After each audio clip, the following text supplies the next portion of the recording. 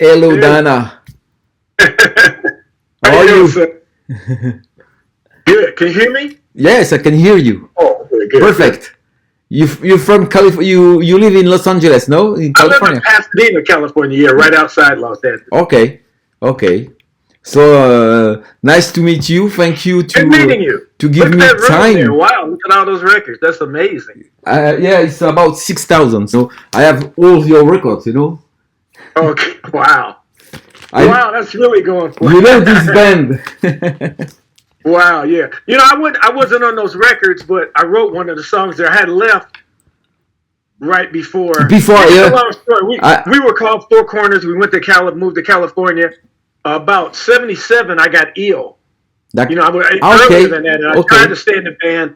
And the same thing that happened even not too long ago with arthritis, which took me out again.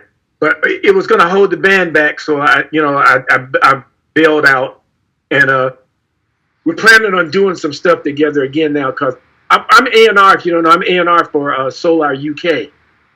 Okay, UK. So okay. Carrie and Carolyn got the name back. Jesse got the name back for them. She's the CEO, and in the process, I don't know what it means being A&R, but I am for. So anyway. So I'm planning on doing some stuff with, Platypus again, throwing some stuff out there and stuff. It's such a bizarre story. And, I want to tell all the world and all the people who were behind some songs, because a lot of people, they know Shalamar and I Like to Remember and things like this, but they don't know really who were behind. And Silverspoon, that's why my show will be, we talk about Silverspoon family, because it's an amazing story and amazing people. William Shelby, I wrote all the names: Ginny Dozier, Ricky Sylvers, Joey Gallo, Glenn Barbie, and you, and a lot of it's this it's amazing. People don't know, but it's just a revolving thing. You can't tell one story without that. There's 4 places that has to do with the whole Solar story.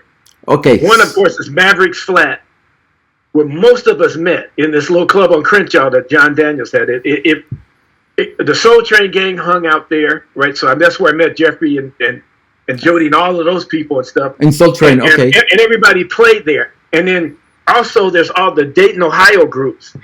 That you can't mix it up, because Ohio Players, Sun, Heatwave, Roger Troutman, and Zap, Vesta Williams, all of these acts. We all grew up and went to school together in Dayton. The same thing, everybody came out, we played Maverick Flats, we all met all these people. Also because we met all these people there, we always went to Soul Train taping, right? Okay. So all of these dancers and everything, we've all known each other for years. So you got Solar, Dayton, Mavericks Flat, Soul Train. All of those 4 things. Okay. you can't talk about one without talking about one of the. Even when I finally got to Solar, I knew almost everybody there. They were either from I either met them at Mavericks or Soul Train, or they were from Dayton. You know, so I mean, even my brothers, you know, that in Lakeside, who I ended up being in later on. I mean, we're all from Dayton and grew up together and stuff. So, and when I got sick and left Platypus, I guess they didn't know how ill I was, because when the original lead singer, Gary Mumford, I think, for Shalimar, you know, that came in a deal to Solar that was like ready-made, right? They already had the tracks, Uptown Festival, right? Uptown Festival, yeah. It was the first hit, yeah. Yes. And so the lead singer came with it, Gary Mumford, the guy who sounded like Smokey Robinson. So he decided he didn't want to do secular music anymore, and he quit. So Jeffrey called me, still not knowing. He knew I left Platypus, but I guess he didn't realize how ill I was. So I had to turn it down, but he didn't want to take no for an answer. So the next thing, Leon Sylvers called me. Same thing, he didn't want to hear that. And I was told him how sick I was. It was going to mess the whole thing up. So he came and picked me up when he went someplace, amazingly, to meet Dick Griffey at Maverick's Flat, of all places. So it's like everything goes full circle, right? So I still ended up turning it down because I didn't want to mess it up for everybody. I know Jeffrey and Jody for a few years, but I didn't know if they could sing or not. But I knew one thing for sure, they were going to be dancing. And I had arthritis in my spine, so I didn't want to be, you know, that guy on crutches and them two people dancing around me. Nobody wanted to see that. So I passed on it. So I finally got a little bit better, and I went to Japan for about 6 months. Yes, I read this. Yes, you went to Japan. Singing. Well, I went twice. Once with Platypus, you know, where we played a club, the Bottom Line, and then I went back doing a piano bar thing and a hostess bar. Right, we're singing, you know, My Way and stuff. You know, but you know, standards and stuff. So I sat, but I was able to sit down, so it wasn't, it wasn't a thing. Whereas the arthritis, I could get my voice back, but without having to put pressure on my jaw. So I got better. I was there for 6 months. This is the amazing thing. I get, well, two things. The scary thing. I called back to my friend who was our road manager at Platypus to get a ride back from the airport coming back, and he said, "Oh, I'm sorry to give you this bad news, but Hines died. Our guitar player, Platypus, died like 2 weeks before I came back from Japan." So that was real. So I had 2 more weeks to sit there with nobody who knew this guy but me. You know, in a different country. It was, you know, it was kind of torturous because you're not around anybody, you know, your people at least to help soak up that information, you know. So I get back in town in the country. And my friend takes me, he lived in Venice. He took me into LA to do whatever things I needed to do, come back in the country. I hadn't been back in the country for a day. On the way back, go to the airport, to get up on the freeway, I hear beep, beep, beep, beep, beep, beep, beep. And I look over and I see this Afro in this Volvo. And it's Leon Sylvers pulling me over. I'm not back in the country for a day. Can you believe Amazing. that? Amazing. He pulled me over, and he had this concept for 3 lead singers. You know, he wanted to have 3 lead singers for this 3-man singer group. So it's like I'd said no to so much stuff over the years because of arthritis and all because I was in the band and didn't want. I just said yes. You know, it's like that. Let's do that. So Leon and Will Shelby came by my apartment with Vernon and Vernon Woods and Mark Philpart to test our voices out together, see what they sounded like. Brought a little Wurlitzer piano. And they tested our voices out on And the Beat Goes On. It wasn't even finished yet. Oh, so we rehearsed ourselves on that song for about 2 months. So we got up at we went and got the equipment from the rehearsal hall at 8 in the morning. I think got there and set up for at noon and stayed there till well after midnight cutting. And the Beat Goes On. A song called it was called Saddle Up or something, but it ended up being called Out the Box. And a ballad that Stevie Shockley had written. And so these were songs for Myers, Philpart, and Wood. So another day, we were in another studio, and Leon left us with Will Shelby doing vocals on something. And he had some tapes under his arm. And I found out later on it was And the Beat Goes On, you know, and Out the Box. So it's like, I mean, you know what I mean? We couldn't have, I understand Dick grabbed the songs because the Whispers were his biggest act at the time, right? Yes. He needed. They had been middling for a long time. You know, a bunch of nice records and stuff, but nothing huge. And he probably heard this is a way I can get that, and it worked. He's right with top 20 in like 2 weeks or something. But we couldn't have sung that song so badly that it wouldn't have been a hit. You know what I mean? Because it's the song. You know what I mean? So it's like when you're young and you just go, things go on, you just whatever. But the older you get, and the longer you go, you keep thinking, you know what? I mean, if we had, you know, after everything faded, if we had those songs. So one day I get the thing, same thing. I take the bus. I got to the studio. Leon called me up to the office. It's like, Dick heard the shit, and I couldn't say no. So it's like 2 hits in a row. Snatch from Myers Hill Park, The Woods, and The Whispers. People don't know that. I don't even think the Whispers know that those 2 songs were supposed to be ours. So the other thing you got to consider is if we had those 2 records, it wouldn't have stopped there because people always write and try to get songs to whoever has the hits out. So as far ahead as Babyface, we probably would have even gotten those songs because, you know what I mean? But I never thought like that. You just keep working. You go in the studio, you keep working. You don't break stuff down like that. It's like, oh, years from now, we can still be working, and other people, Reggie, Galloway and stuff, is going to cut stuff on them. It could have been us. You don't think about that till later. Because sometimes we have little Silverspoon Solar dinners and stuff. And we'll bring it up, you know, and some of us will laugh. Phil Park doesn't laugh. You know, me and Leon, everybody bust out. Marcus did it because he realizes the impact that had on his life. We could have been, you know, because the 3 of us continued to sing together throughout the years, playing little clubs and stuff, you know, at Second Nature and stuff, which we still, you know, so we get along. It's none of that. You see all these bands that like can't get along for 45-minute shows on stage. You know what I mean? We work these clubs where we're sitting like this, even like up in a little treehouse kind of thing, you know, only making $60 a piece or something and doing covers.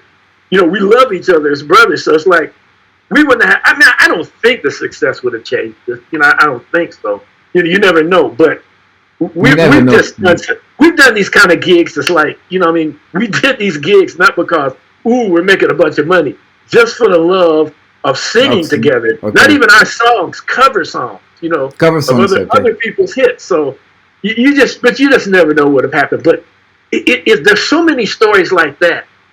But everything starting with "And the Beat Goes On," no? Silverspoon. Everything starting after "And the Beat Goes On." Here's the thing: it does kind of. But here's what happened. Second Time Around was out first. Second Time Around of Shalamar. It wasn't working so well, so it was getting ready to go off. But this A&R person at RCA, who was a distributor for Songwriter at the time, did a remix. And so the same time as "And the Beat Goes On" came up, suddenly Second Time Around started busting. And so there was these 2 Solar hits at the same time because the 12-inch mix saved Second Time Around. So suddenly it was big right there with but "And the Beat Goes On" was probably still the biggest. Yes. And what is your role inside Silverspoon? You are vocals, keyboards? Well, he signed me as a singer. A singer. But I ended up being a songwriter. He kind of because I check. I try to find your name on the Solar and your other albums, and I know you are here on the Whispers. Yeah, and we sung the group I told you about. We sung on Carrie. We sung Carrie's background. Shalamar, but that's this one. This one is here in Europe. It's a huge hit. I let you remember.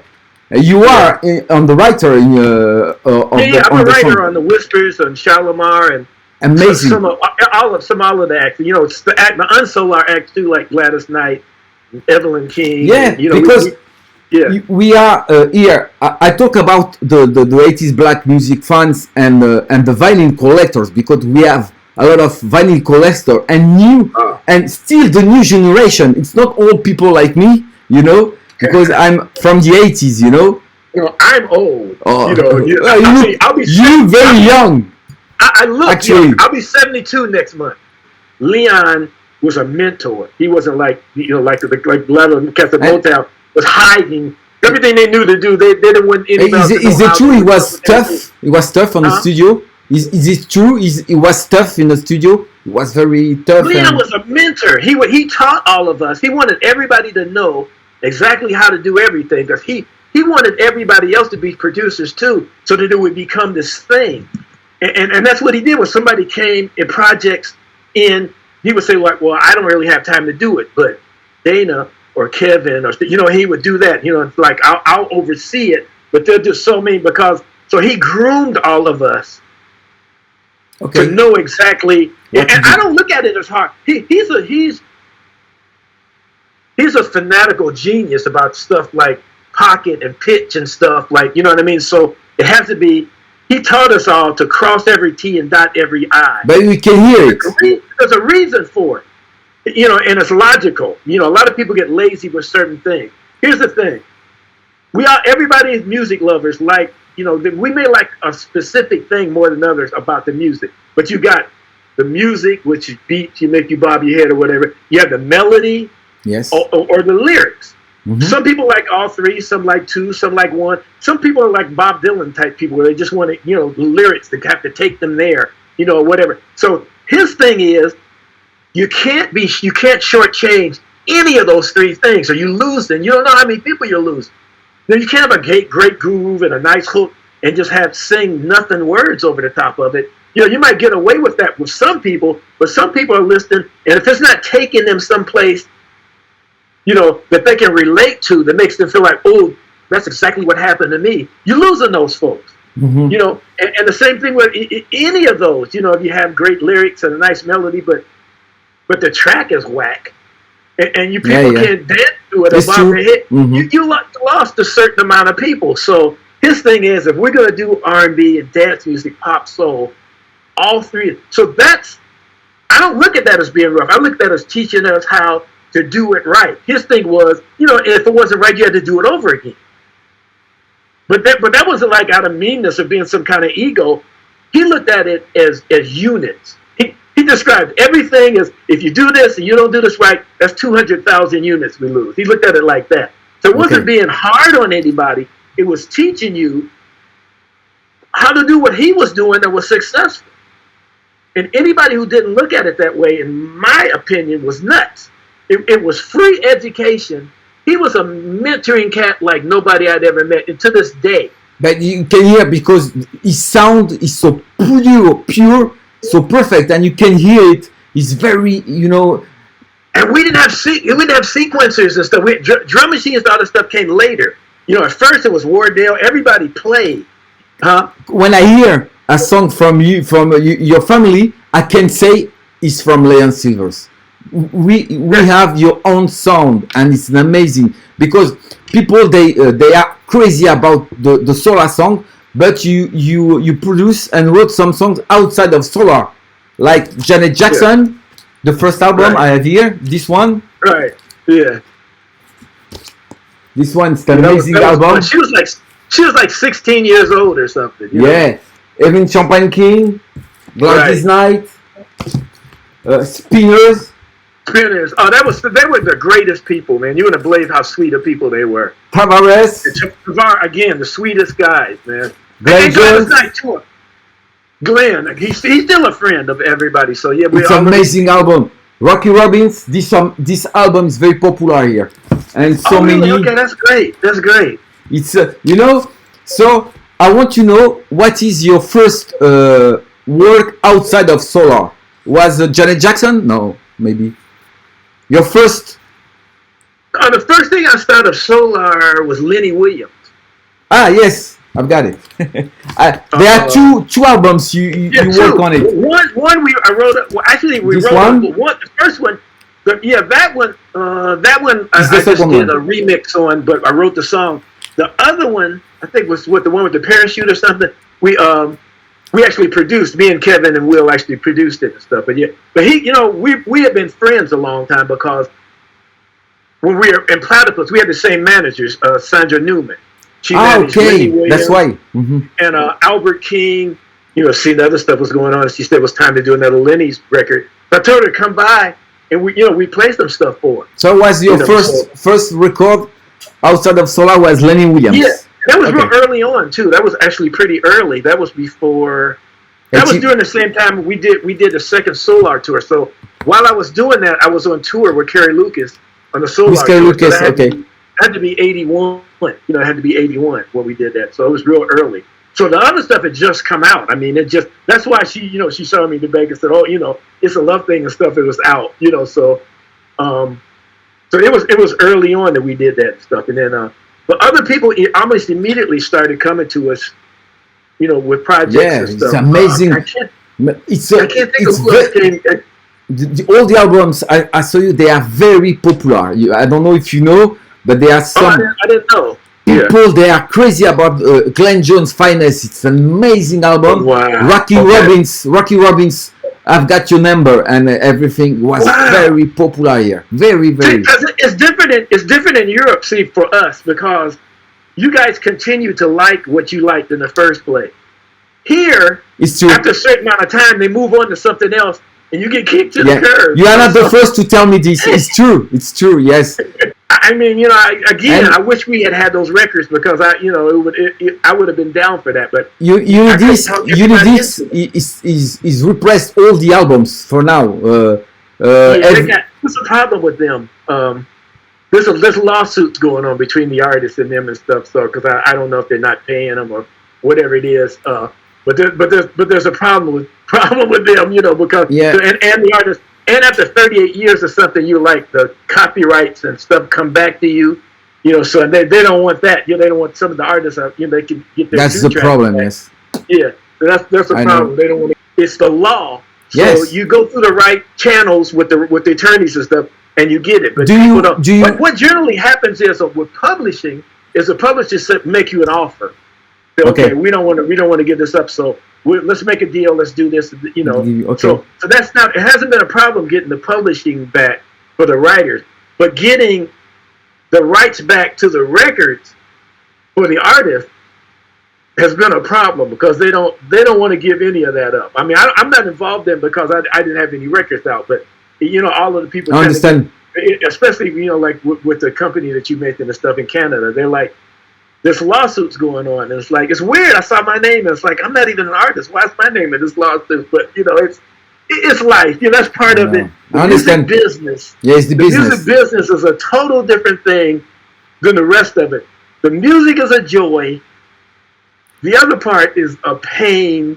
It's just, you know what I mean? It's just there's so many ways to not get paid. I mean, you know, so many loopholes. But are you still paid? You are still paid for, and that you remember, you get. I think you are still paid, no, for your songs you wrote. Yeah, because some of the things passed it took a long time because the bankruptcies and stuff.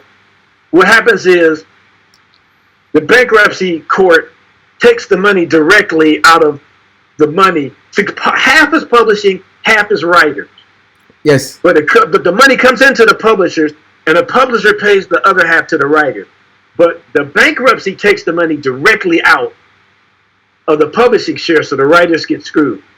So for years, until that debt was paid off, we didn't see anything.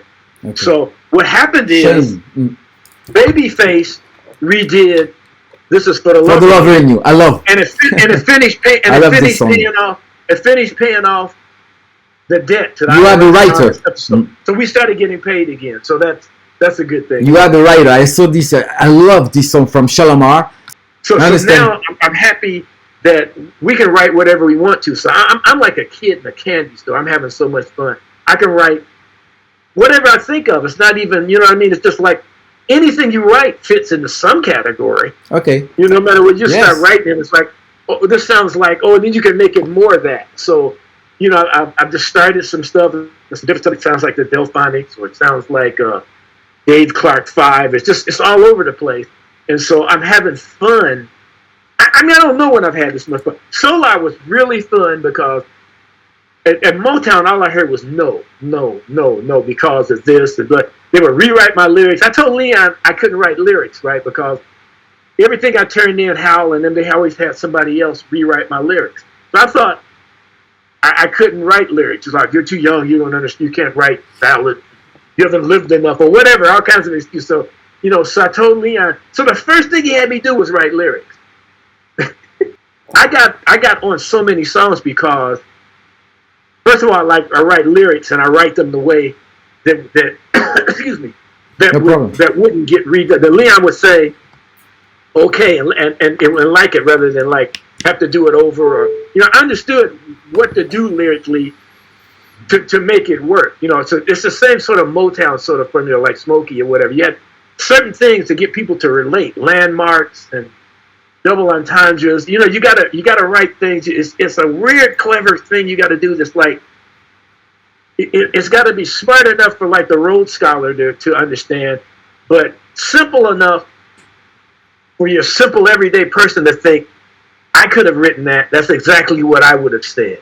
And that's no easy task. It sounds like it's easy, but it's simple. I don't think so. It's a hell of a thing. So, but I was able to figure out how to do that early on. So I had that. So everybody came to me for lyrics. Coffee room. For example, this one you wrote the lyrics of this one. I've got your number. I wrote the melody. Let me think if I wrote the lyric. I think Dana Marshall might have written the lyric. How many names are on there? Boki, Wardell Potts Jr. Let me see. I got your numbers. Probably. I've got your number. It's Dana Meyers. You. Yes, Marshall. Dana Marshall as well. Dana Marshall wrote the lyrics on that one. So you wrote the music here on this one. Yeah, but Boki had the track. He did everything on there musically. Boki played every instrument, every keyboard, guitar, bass, everything. Okay. And so I put the melody to it. Now, back by then I was producing and doing so much stuff, I didn't have time to write because I'm slow with lyrics. I mean, when they're done, they're right. But woo, it takes me long. If you're willing to wait on me for lyrics, you got some patience. So I knew I couldn't do that and produce at the same time. So Dana came in, and he was really good. So I said, because there weren't that many. Me, Leon, Kevin Spencer, Glenn Barbie, and then Dana Marshall came in, and then eventually Pam Phillips Lamb came in. She's the best of all. I mean, she has just words in her head, so she can just I don't have that. I don't have that kind of vocabulary, to just be able to. I have to work for mine. I have to get in the books. I have to work for it. It works when it's over with. But here's my biggest talent is melody. People just come in and put their groove in. I've got in the coffee room, and I would just start singing, and it would generally be foolishness, but whatever was in the news today, or something somebody just done that was funny. But later on, it would be like, yeah, that's funny, but the melody. So I would always hear Leon would say, yeah, you were laughing, you were singing, ha ha, blah blah blah blah, but I made it this, so now you got to write the lyrics. So it's like I got a lot because of having these different, I could do some tracks. And I was great with melody. So people come to me who couldn't finish their songs, so they would need a melody and a bridge. For some reason, some people just couldn't figure out what to do in that middle eight. And so they would come to me to put a melody in. And then I was one of only 4 or 5 lyricists out of like 30 people that wrote, so. The funny thing is there are some productions you don't see Leon Sylvers, but they are still the same sound. Yeah, because we learned it from him. Okay. It's still the same song. It's out. And it's like when I first came in, maybe my first 6 to 8 months was like almost a waste of time because I was thinking, my songs, because they were good and everybody liked them, they were going to get cut because they were good songs. But they were Stevie Wonder sounding songs, right? Mm-hmm. But I learned the Solar Silverspoon syncopation melody. So it came out of me like automatic, put on a groove, and I just started singing a melody, not just a melody, but it had that syncopation and thing that, But the album here is more, I don't know where it is the Shalamar, because I know you are, where is, I'm going to try to find it, yes. This one is very hot, Yeah. This one is incredible, this album. I lost a lot of sleep during that album, because that's one of the ones, one of the ones where, again, he had me in studios all the time, and what we working on? I like to remember Dana Meyers. It's amazing. Yeah. So I got 3 songs in there. There It Is, I think, which was pretty big over there too. On Top of the World. On Top of the World. Top of the World was me and Richard Randolph, and that's the one that he almost killed me on because he had me doing overdubs, and every time I thought I was going home, he was mixing. And every time I thought I was going home, he would tell me I would have to do a different part, or it wasn't going to make the album, right? So it was, since I was a writer on the song, you know, I had no, you knew I was going to do it. I had no choice, you know. But I ended up, I did the melody and that, huh? You did the melody and that, you remember? I don't think I did anything. I mean, other than writing, I don't think I did anything on Not to Remember. But on maybe some tracks overdubs. But I actually did Howard's vocals on the one we just talked about, me and Richard. What's it called again? On Top of the World. I forgot what it's called. The one with me and Richard wrote. The one we were just talking about. There it is. On Top of the World. On Top of the World. Okay. Yeah. So I actually did Howard's lead vocals on that, and I can't remember Jeffrey's background was maybe even. So I was in there all night, and Pepper's guitar part I had to do over, and then he came back and told me I had to double it. I was like, I had to double all the syncopation, you know, that he was playing. I had to double that, you know. And every time he's like, boy, it's not gonna make the album because he was mixing at another studio. So I went in the studio. I had finished the lyrics up. I came in the studio and thought I could just give them to him and go home. It was Thursday evening. Okay. Wow. I left Saturday morning. Amazing. Thursday evening to Saturday morning. I was there drinking coffee and Coke. And when I finally got to bed, I thought, I'm so tired. I know I'm going to fall out. But all that caffeine, and I was quiet. I could almost see and hear my heart doing this because I had because you're tired. So I said, I'm never doing that again. So the next year he did it to Joey Gallo and William Zimmerman. I came in once in the studio and William was at the board playing up. Joey was under the was in the other room under the acoustic piano sleeping. So I knew exactly. I started laughing because I knew exactly what it was. He had got them doing, you know, because we were constantly working on stuff. I mean, I just saw an interview yesterday with Leon and somebody on, I don't know, one of the stations, Cyrus or something, whatever it was, you know, interviewing him about, and I didn't even know it, that like Dr. Dre had sampled Misdemeanor. And I didn't even realize he had done. I mean, just so many. Sometimes the song of Foster Silvers, yes. Yeah. Sometimes people sample stuff and you don't even know it. You know, you see a different title or something. It's like, and your name is on there. It's like, what is that? You know. So, and so that's why. He said he didn't know it. You know. But people, they here in Europe, I don't know the market in USA, but I know there are some American. They come in Europe to make lives like we had D-Train and Unlimited Touch from Prelude Records. They play here, and they told me in USA they don't care about us. They don't care about us.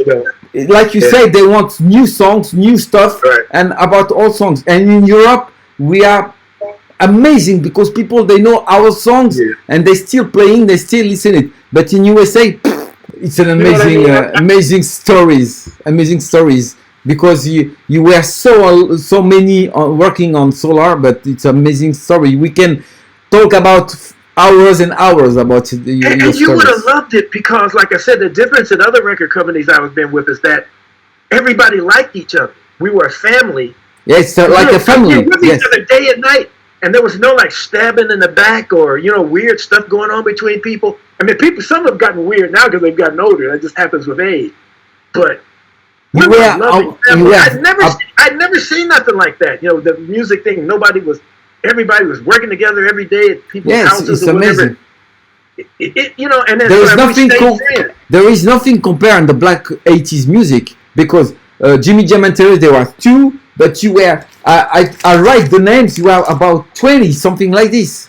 And they were part of it. That's the whole thing. Reggie and Vincent learned from Leon. Jimmy and Terry learned from Leon.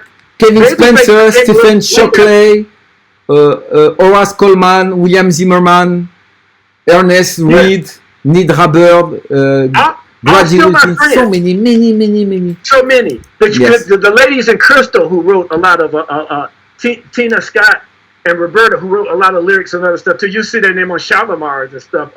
Besides being, they were on CBS. And they were 2 albums. Leon cut on them on CBS, but they also wrote stuff you know, they were part of Silverspoon, so they wrote stuff, you know, again on this. You'll see their names on some Shalimar stuff and everything. So so many people. But it's just like you said, there was about 30 of us all together. Because Reel to Reel, the young group they were working on, they also ended up writing stuff. Yeah, Reel to Reel, you know. I mean, it's just like everybody. Dominic Leslie from Reel to Reel. He's from Reel to Reel. He did the lyrics for me for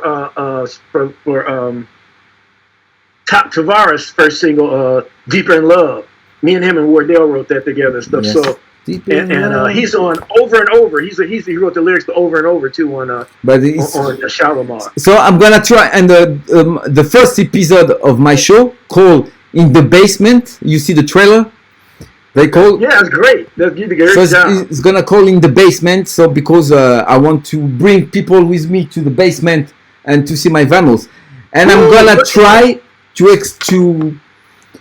try to count the story of Silverspoon with all the information you gave me with your interview, because I'm gonna put your interview on YouTube if you give me the rights to put your interview. Absolutely. I'm gonna try to tell the story of Silverspoon.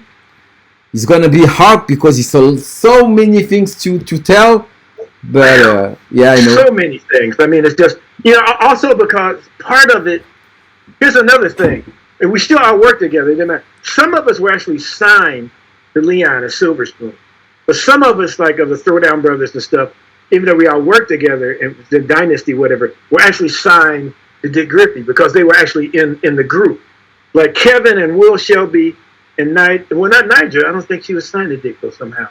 But Linda, they were all like in Dynasty as signed artists. So they weren't signed to live, but they were still part of Silverspoon because it was all one family stuff. So the whole Solar Silverspoon was all. I know it's a complicated. Some of us was signed directly to Leon, like Ricky Smith and me and Wardell and Zimmerman, Zimmerman and Raglan, Wilmer Raglan. We were all and Glenn Barbie. You know, we were all signed directly to Leon and stuff. But it was all, one, you know, thing, because it wasn't, you know, when I was up there, it wasn't like a thing. Ooh, there's one of those guys are here at the office.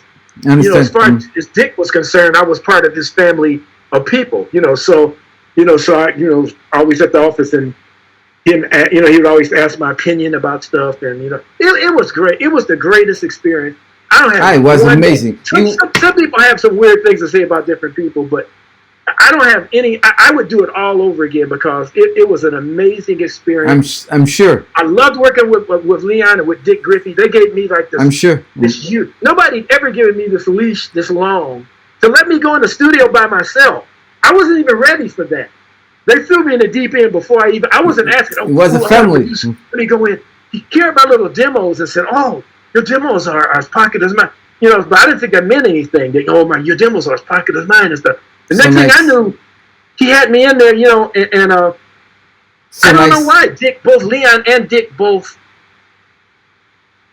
I don't know. Leon was kindred spirits with, all the way back.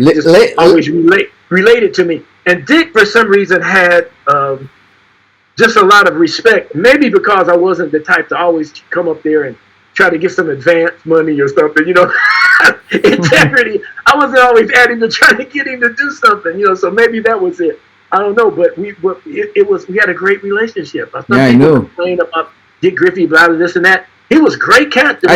I saw some photos of Leon and William Shelby and Wardell Potts Jr. as well. And they are still friends, so that's why we try to at least. Sometimes it's a funeral, but we try to come together once a year or so, and just the last time they had it at it's like a family, yeah. It's a family. I was gone. I was gone back east the last time they had one last July. But generally, we all go. We meet up, and just because everybody's all friends, but we're all scattered all over the place. Wardell lives in Texas. So he came in, from Texas, and they have it out here in Pasadena. I used to be ill for so long; they'd always have it out here, so I didn't have to go too far. So even this last time they had it in Pasadena, but I hadn't been on a plane and been out of California since was in Lakeside and got ill in 1996. So I went. One of our singers, Carrie Rutley's, died, in Platypus. And so I went back for his service to Dayton. It was the first time I've been on a plane or any place since '96. So, and also I found out I had family. That, like last November, I found out I had November before that. Richard Randolph and William Shelby died 2 months apart. I know. Shame. The same way. Very sad. Heart attack over their steering wheels. The same way. Two dynasty cats died exactly the same way. There is one of the singer of Dynasty. They died last year. No, one of the Nitra. We just buried Nitra. Yeah. She died. Pepper died a while back, but it's just and Gene Dozier. Some of the people who did like arrangements and stuff who never got the credit, like Gene Dozier. He did all those horns and string arrangements, all that stuff. He moved back to Philadelphia. He died about 15 years ago. So there's just a bunch of we're losing folks. But there's so many of us that there's still Google options left. Sometimes I can't even. You look so good. You look so good. So I'm just happy to have, these, Ricky Smith and all these people that they're still, still around. You can pick. I try me. It's okay. You answer me, and I have something so much to tell to the people, and I'm so happy to speak with you, Dana. Thank you. You should also interview like Glenn Barbie, because he's been not only part of Silverspoon and everything the whole time, but he was like even before that friend of the family with the Silvers and stuff. He really goes back. You work on this one too. You work on this one. That's what I'm talking. He just died this summer. That's Carrie Rutley. He was in Platypus with him. Yeah, Platypus. He's ex-Platypus. He changed his name to Jackie Boy, but he was one of the singers in Platypus. So I know. That's my guy. I went to elementary school with him. Yeah, him and Mark Wood from Lakeside and Bobby Owens. I went to elementary school with these guys. So I've known them since forever. I've known them. I was like in the second grade and they were in kindergarten. That's how long I've known some of these folks. So in Dayton, we just all grew up together and stuff. And you give me so many stories now, and I'm gonna try to put everything and you gotta get it. Yes. Thank you so much, Dana. Thank you, and thank you for all the music. You don't know, but you are very popular here in Europe, and people And I want to come over there and meet the people that we're popular with and give them some new music. You gave us so many right songs, because your name appears on the best for me albums like this one. It's an amazing album, Spinal. Who's this one? You are the producer. See, that's one of my biggest disappointments. That and the Spinners album, I think, was so good, and it got nothing. I know. You know what I mean? That Collage album is amazing. This one is. If you listen to Romeo, Where's Juliet? Yeah, I love. Wow, something, man. Amazing song. My boy Larry White, who was in College. He was also the musical director for the Whispers, and then later on for Bobby Brown. He's in Vegas now, but again, one of my dear friends. All of us are still, I just talked to Chuck Gentry, who was the guitar player for Shalimar and wrote some stuff with us and everything. I just talked to him. He's in Florida. But I mean, all of us are still friends and still keep up with each other. So many, so good. Okay. So I'm looking forward to all of these people making music again, and hopefully you'll be as happy with that stuff. As happy with that stuff as you are with the old stuff, hopefully. But they are all very popular here. I show you, people, they want all these vinyls, and so it's the funky funk. But here in France, we call, I don't know in USA, because I think you call the R&B in the 80s. Here we call boogie funk. Oh, okay. Here in Europe, we call, like I wrote on the book, boogie funk. We call. How can I get that book? Give me your address. Okay. Send me your address on the messenger, and I send you a copy. Okay. Thank you. I'll send you a copy. That's great. I never heard of that. I gotta get. I sent to some books, and I sold a lot in Europe, but in USA is an Amazon in Kindle version. But in America, in USA, they don't buy it. I don't know why. Yeah, just. In England, I sold a lot in England, in Germany, in Japan. Japan, they boast a lot, but in America, they don't care. I think maybe overseas people are looking for stuff because they want that. They're looking, they're looking for that. Over here, everybody's so preoccupied with so much stuff that you have to constantly put stuff in their face. It kind of annoys me when I'm watching cable or something and these commercials come on. But I understand why they're doing it, because they feel like they have to keep saying their product. Yeah, it's true. For you to, because there's so much. It's America. It's America. It's like, America. Too much going on, so. I understand. But I'll send you a copy. I think the internet is helping a lot with all these side pockets. People are like, there has to be, because all these young people showing up at these concerts means they're interested, right? So I keep telling everybody, you gotta make some music again, because they're out there. You just gotta know where they are, because if they come to the concert, sell it at the concerts. They're telling the groups, every week you're in these arenas. You can sell them caps and shirts and coffee. I don't understand why they're not doing this stuff and new music. But then, you know what? Over the years, every now and then I'll hear something that one of the classic artists made that I hadn't, that's 2 or 3 years old that I hadn't heard. And I put it on and I said, oh, okay. It sounds like them because it's them, but it's mediocre. You know what I mean? Yeah, I know. Because see, everybody always complained about somebody being in their butt. The Total Experience people complained about Lonnie Simmons. People complained about Dick Griffey and Leon and stuff. But those records were good, not just because of the talent, but because they said, nope, ain't doing that. Yep, that's it. And you know what I mean? And making everybody do what needed to be done, packaging it right. Because Dick said, you make great songs, record companies make hits. Collide, that should have been a big record, man. But timing was wrong. They were on Constellation Solar, which was MCA, and they came out the same time as like College, yes, as Patti LaBelle and Ready for the World and all these acts. So they weren't, a priority. They should have been. They should have waited until nobody else on MCA was being released at that time. So there was just no way. The 3 biggest things that I feel bad about, that I know how hard we worked and I know how good a record is, 4 actually, but mostly 3. The Spinners, that album that you just showed me, Collage, and Reel to Reel. Oh, yeah. Reel to Reel is really the biggest waste. That's the bad. Even now that it's album. It's a shame. The two singles. Oh, you should hear the other stuff. Yeah, I know. You should hear the other stuff. I wrote. But just off of that, even when you saw him on Soul Train doing, those songs are great, man. Those real songs. I read the story about the Reel to Reel, and I try to write here. Here's the story about why the album was never released. I know the story, It's a shame because the 2 singles, they are crazy. I mean, yeah, and he pulled Clyde pulled his support off of those. They were actually starting to do well. And he just didn't. He got mad. He was upset because of a song that he wanted to go on the album, and Leon had already done it on his Sylvers on Bizarre, no album. What was the other album? The other cat gay cat. Bizarre. I know. Yeah, it was on that album. It was this one, no? What was the label? Not Virgin. What was the name of the label? Geffen. Yeah.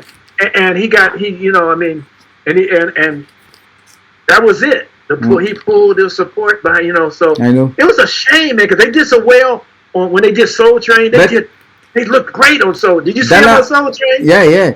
Dana, but the album does exist now? Yeah, he has a poor version. I used to have a cassette. And oh my God! You need to do a deal to. Well, Hammy has it, but it's bad. It's not great quality because it's a cassette and it's been around for a while. But he's doing that anyway. There is nothing to do. It will be so cool to see one day the Reel to Reel album, be released. It will be so cool. But that album was. We worked hard on that. I mean, and that's. Oh my shame! It's a shame. Jam and Lewis's songs. Maybe one day, no. So good. Those, that Jam and Lewis tune. Can You Treat Me Like She Does? That was killer tune, man. Wow. Amazing. And It's a shame. Shame. So those two albums, the Collage, Reel to Reel, and Spinners, those albums should have been used. And because of timing, just didn't happen. The critics said it's the best the Spinners ever sounded vocally. I love this album. It's an amazing album. And because everybody else cut them, and then they put right or wrong, the song right or wrong is right. Yeah, I got that. The other two, there's two writers that did that one and another one of their songs. I did two of them, and their songs were great. Two of Kind, yeah. Right or wrong. What's the other one that did with Two of Kind? Two of a Kind, yeah. Two of a Kind. Song, the same two writers. Those songs were great. And it's an amazing. I love Crossfire. Keep it on. All the album is great. And people always talk to me about, for years they were hearing We've Come Into Our Time for Love for the first time because it's such a big, beautiful ballad. And they would say, what's happening with that ballad? So, that's like 2 years old, so people were hearing the record late and craving about it stuff, so I will. Okay. What I'm doing now is working on the first episode that will be Silverspoon production. Okay. So I'm gonna bring all this information you gave me. I want even your old stuff that you've done, whatever else you've done that you've got, put it on my page. I will. Okay, thank you. Okay, I will. Put it on my page so everybody will see it and they'll say, "Oh, this is a guy that we can." Because everybody wants that. They're looking for something. And I'm gonna send you. If they don't know you, they don't know you. But once they see I know. I need to know. And I'm gonna send you the book, and you can tell to all the people around you about the book. I'll put a thing up on it myself, showing it's a huge book. It's 300 pages. Oh, I love that. I can't wait to get it. I speak all the albums and producers and a lot of 3 years work. Okay. People, they're gonna see you. They're gonna see who you are. Me and this hat. You are the man behind. This is for the lover in you. You are the man behind. And let you remember, you are the man behind. Does that ring a bell? You are the man behind Romeo vs. Juliet.